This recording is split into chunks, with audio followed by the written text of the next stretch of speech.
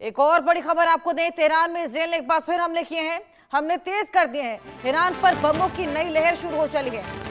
IDF ने इसकी जानकारी दी है। तेहरान में इस वक्त अफरा तफरी का माहौल है। लोगों के डरे सहमे ये वीडियो सामने आ रहे हैं। लोग वहां से बाग खड़े हो रहे हैं, अपने अपने गांव को, अपने अपने घरों को खाली कर रहे हैं। ईरान पर बमों की बरसात हो रही है। नई लहर शुरू हो चली है।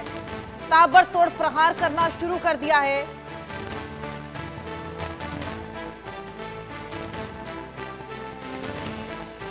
तो देखिए किस तरीके से काले धुएं का गुबार पूरे आसमान में इस वक्त छाया हुआ है और हर मिनट एक नया हमला देखने को मिल रहा है। अफरा तफरी का माहौल है और लोगों के लिए बेहद कठिन समस्या इस वक्त आन खड़ी हुई है। अब किस तरीके से इस हमले को लेकर रिटेलिएट ईरान करता है ये देखने वाली बात। लेकिन तेहरान में सबसे ज्यादा ये पूरी बमबारी, ये पूरी बमों की बरसात देखने को मिल रही है। मेजर मोहम्मद अली शाह जी लगातार हमारे साथ बने हैं, लगातार उनके साथ हम डिस्कशन इस पूरे मुद्दे को लेकर कर रहे हैं।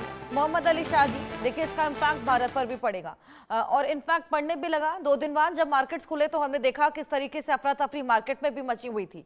सोने चांदी के दाम बढ़ सकते हैं, ड्राई फ्रूट्स के दाम बढ़ सकते हैं, इसके अलावा क्रूड ऑयल उसके तो दाम बढ़ने ही बढ़ने हैं।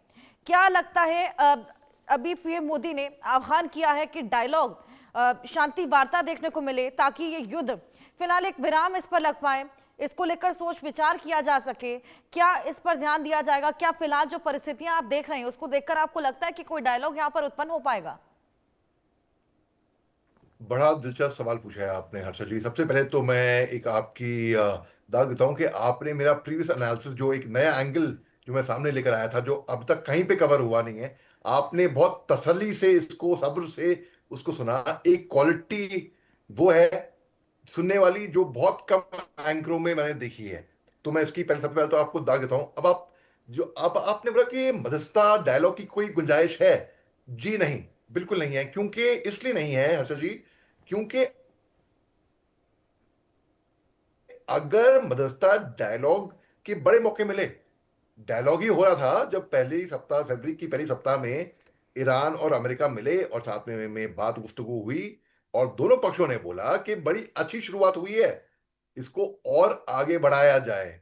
तो शायद एक पीस डील ब्रोकर होने वाली थी वहां पर, शायद ये मध्यस्थता हो जाती वहां पे। लेकिन जिससे पहले ऐसा हो, अमेरिका ने धोखे से इजराइल को कॉन्फिडेंस में लेकर, हाँ डिप्लॉयमेंट तो बहुत मात्रा में अमेरिका ने की, फाइटर जहाज, यूएसएस, सपोर्टिंग वेसल्स, भारी मात्रा में डिप्लॉयमेंट थी। तो लोग अनुमान लगा रहे थे कुछ बड़ा होने वाला है। तो अगर ये डायलॉग से सुलझ जाता तो ये बहुत पहले ये सुलझ जाता, लेकिन अभी इन्होंने बात बिगाड़ दी है। अब जो मुश्तबा साहब हैं, जो नए सुप्रीमो हैं,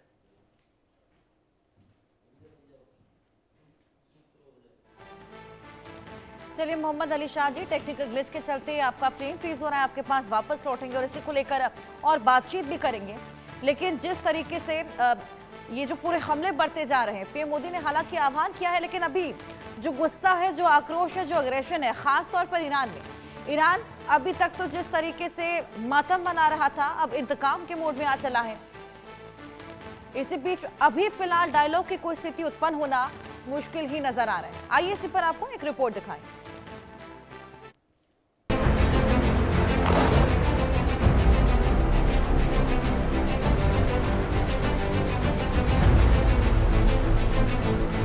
मिडिल ईस्ट के देशों में भीषण युद्ध चल रहा है। हालात बेहद गंभीर और विस्फोटक हो गए हैं।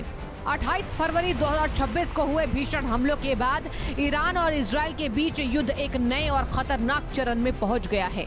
इजराइल और अमेरिका के ज्वाइंट ऑपरेशन में ईरान के supreme leader Ayatollah Ali Khamenei के मारे जाने के बाद ईरान बदले की आग में सुलग रहा है। ईरान लगातार पलटवार कर रहा है। खामेनी की मौत के बाद ईरान ने अपनी आक्रामकता बढ़ा दी है। ईरान ने इजराइल और खाड़ी देशों में अमेरिकी ठिकानों पर ताबड़तोड़ मिसाइलें दागी हैं। ईरान के समर्थन में अब हिजबुल्ला भी आ गया है। हिजबुल्ला ने लेबनान की ओर से उत्तरी इजराइल पर रॉकेट और ड्रोन हमले तेज कर दिए हैं। इजराइल एक और जहां तेहरान को मिसाइलों से निशाना बना रहा है, वहीं इजरायली वायुसेना लेबनान के दही इलाके में हिजबुल्लाह पर बड़े पैमाने पर हमले कर रही है। मीडिया रिपोर्ट्स के मुताबिक ईरान के नतांज जैसे परमाणु संवर्धन केंद्रों को भी निशाना बनाया गया है। तीसरे विश्व युद्ध की आशंका लगातार गहराती जा रही है। इजरायल और ईरान युद्ध ने पूरी दुनिया में हड़कंप मचा दिया है।